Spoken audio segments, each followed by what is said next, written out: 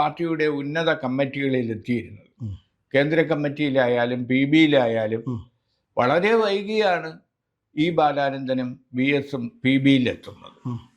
അതുതന്നെ അവരെ ഒരിക്കലും ഒഴിവാക്കി നിർത്താൻ പറ്റാത്ത ഒരവസ്ഥ വന്നപ്പോഴാണ് അവരെ PB-യിൽ ഉൾപ്പെടുത്തുന്നത്.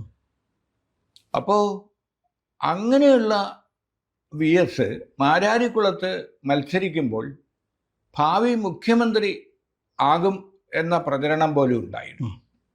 ആ സന്ദർഭത്തിലാണ് ഇന്നത്തെ പോലെ വിഭാഗീയതയൊന്നും പറയാത്ത കാലമാണ്.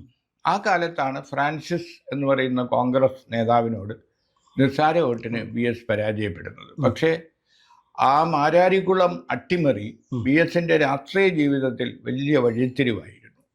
കാരണം പാർട്ടിക്കകത്ത് തന്നെ നേതാക്കളും അല്ലാത്തവരുമായ ശത്രുക്കൾ തനിക്കുണ്ട് എന്ന് VS തിരിച്ചറിയുന്നത്